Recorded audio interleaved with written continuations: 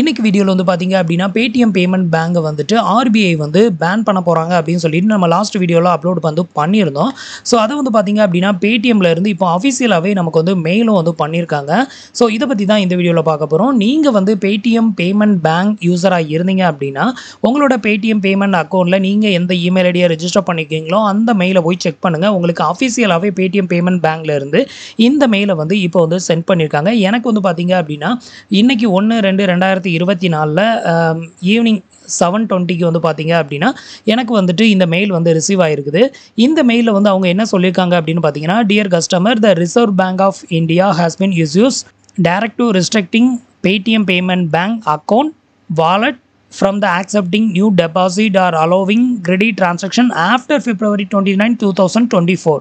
So அதாவது RBL bank வந்து என்ன சொல்லியிருக்காங்க அப்படின்னு பார்த்தீங்கன்னா, பேடிஎம் பேமெண்ட் பேங்காக இருந்தாலும் சரி, அதோட வாலெட்டாக இருந்தாலும் சரி, அதில் வந்து எந்த ஒரு நியூ டெபாசிட் அதுக்கப்புறம் கிரெடிட் டிரான்சாக்ஷனும் வந்துட்டு February 29, 2024 அப்புறம் பண்ணக்கூடாது அப்படிங்கிறத ரெஸ்ட்ரிக்ட் பண்ணியிருக்காங்க அப்படிங்கிறத இதில் வந்து மென்ஷன் பண்ணியிருக்காங்க.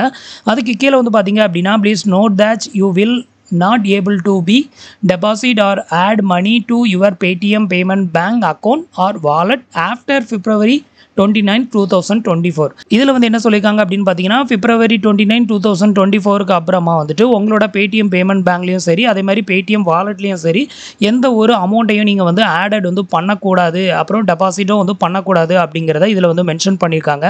நெக்ஸ்ட் வந்து பார்த்தீங்க அப்படின்னா, however there is no restricting on the withdrawal of money from your exiting balance even after February 29, 2024. இதில் என்ன சொல்லியிருக்காங்க அப்படின்னு பார்த்தீங்கன்னா, உங்களோட பணம் வந்து ஏதாவது வந்து பேடிஎம் பேமெண்ட் பேங்க்ல இருந்தாலும் சரி, அதே மாதிரி வாலெட்டில் இருந்தாலும் சரி, அதை வந்து உங்களோட அக்கௌண்ட்டுக்கு ட்ரான்ஸ்ஃபர் பண்ணுறதுல வந்து எந்த ஒரு ரெஸ்ட்ரிக்டடும் கிடையாது. அதாவது வித்ட்ராவல் பண்ணுறதுல பணத்தை வந்து எடுக்கிறதுலையா இருந்தாலும் சரி, இல்லை நீங்கள் வேறு அக்கௌண்ட்டுக்கு ட்ரான்ஸ்ஃபர் பண்ணுறதுலையா இருந்தாலும் சரி, February 29க்கு அப்புறம் கூட நீங்கள் வந்து உங்களோட பேடிஎம் பேமெண்ட் பேங்க்ல இருக்கக்கூடிய பணத்தை வந்து மூவ் பண்ணிக்கலாம். இதுக்கு வந்து உங்களுக்கு 100% சேஃபாக தான் இருக்கும் அப்படிங்கிறதையும் கீழே வந்து மென்ஷன் பண்ணிக்காங்க. உங்களோட பணம் வந்து பேடிஎம் பேமெண்ட் பேங்க்ல இருந்தாலும் சரி, அதே மாதிரி வாலெட்டில் இருந்தாலும் சரி, சேஃபாக தான் இருக்கும். நீங்கள் எப்போ வேணாலும் அதை வந்து ட்ரான்ஸ்ஃபர் வந்து பண்ணிக்கலாம் அப்படிங்கிறதையும் மென்ஷன் பண்ணிக்காங்க. இது தவிர வேறு ஏதாவது உங்களுக்கு டவுட் இருந்ததுன்னா இதில் வந்துட்டு 24 hours into 7 ஹெல்ப்லைனுக்கு நீங்கள் வந்துட்டு காண்டாக்ட் பண்ணுங்கள் அப்படிங்கிற மாதிரியும் வந்து மென்ஷன் பண்ணியிருக்காங்க. இதை வந்து பார்த்தீங்க அப்படின்னா பேடிஎம் பேமெண்ட் பேங்க்ல இருந்தே இவங்க அஃபிஷியலாக நமக்கு வந்து மெயிலும் வந்து பண்ணியிருக்காங்க. அதே மாதிரி நம்மளோட சப்ஸ்கிரைபர் நிறைய பேர் வந்து கேட்டிருந்தாங்க, பேடிஎம் போஸ்ட்பெய்டு வந்து பிளாக் ஆகுமா இல்லை ஒர்க் ஆகுமா அப்படின்னு சொல்லி கேட்டிருந்தாங்க. பேடிஎம் போஸ்ட்பெய்டை பற்றி இதில் வந்து எதுவுமே மென்ஷன் பண்ணலை. ஆல்ரெடி பேடிஎம் போஸ்ட்பெய்டு அப்படிங்கிறது ஒன்று வந்து யாருக்குமே யூஸ் ஆகாத கண்டிஷனில் தான் இருக்குது. இதுக்கு முன்னாடி வரைக்கும் வந்து பார்த்தீங்க அப்படின்னா பேடிஎம் QR கோடை மட்டும் ஸ்கேன் பண்ணோம் அப்படின்னா நமக்கு வந்து பேடிஎம் போஸ்ட்பெய்டோட அமௌண்ட்டை யூஸ் பண்ணி நம்ம வந்து பில் பேமெண்ட் வந்து பே பண்ணுறதுக்கு யூஸ் ஆகிட்டு இருந்தது.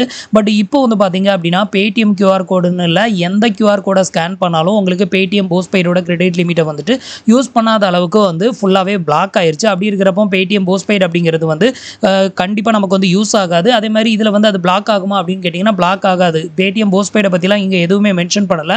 ஆல்ரெடி நம்ம லாஸ்ட்டாக அப்லோட் பண்ணியிருந்த வீடியோஸில் வந்து என்ன சொல்லியிருந்தோம் அப்படின்னு பார்த்தீங்கன்னா, பேடிஎம்மில் எதெல்லாம் வந்து பிளாக் ஆகும் அப்படின்னு கேட்டிங்கன்னா, பேடிஎம் பேமெண்ட் பேங்கு, அந்த பேடிஎம் பேமெண்ட் பேங்கை நம்ம யூபிஐயில் லிங்க் பண்ணி நம்ம வந்து பேமெண்ட் வந்து பண்ணுறோம் அப்படின்னா, ஸோ அந்த யூபிஐ டிரான்சாக்ஷன் எல்லாமே வந்து பிளாக் ஆகும். அது வந்து பண்ணவும் கூடாது அப்படின்னு வந்து சொல்லியிருக்காங்க.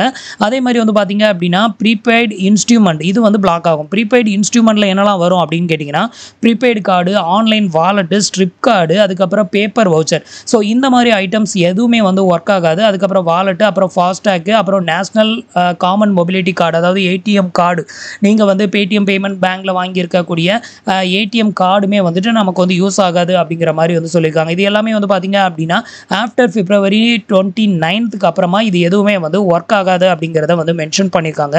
அது மட்டும் இல்லாமல் நம்மளோட சப்ஸ்கிரைபரில் நிறைய பேர் வந்து பிஎஃப் அக்கௌண்ட்டில் வந்துட்டு இந்த பேடிஎம் பேமெண்ட் பேங்கை வந்து ஒரு சிலர் லிங்க் பண்ணியிருப்பீங்க. அந்த மாதிரி லிங்க் பண்ணிட்டீங்க அப்படின்னா அதுக்கு பதிலாக நியூ பேங்க் அக்கௌண்ட்டை வந்து அப்டேட் வந்து பண்ணிக்கோங்க. இப்போ இது வந்து பிளாக் ஆகுறதுனால உங்களுக்கு உங்களோட பிஎஃப் அமௌண்ட்டை வந்து எடுக்கும்போது இது வந்து பிரச்சனையாக வரும். ஸோ அப்போ நீங்கள் வந்து எடுக்க ட்ரை பண்ணும்போது வந்து பார்த்தீங்க அப்படின்னா உங்களோட அக்கௌண்ட் வந்து யூஸ் ஆகாது. அதே மாதிரி வந்துட்டு இந்த அக்கௌண்ட் வந்து பிளாக் ஆன பிறகு அதில் போய் அமௌண்ட் டெபாசிட்டட் ஆச்சு அப்படின்னாலும் உங்களுக்கு அது வந்து ஒரு பெரிய தலைவலியை தான் வந்து கிரியேட் பண்ணும். ஸோ அதனால வந்துட்டு நீங்கள் வந்து பேடிஎம் பேமெண்ட் பேங்கை வந்துட்டு பிஎஃப் அக்கௌண்ட்டில் லிங்க் பண்ணியிருந்தாலும் அதையும் வந்து ரிமூவ் பண்ணிவிட்டு அதுக்கு பதிலாக வேறு பேங்க் அக்கௌண்ட்டை வந்து அப்டேட் வந்து பண்ணிக்கோங்க.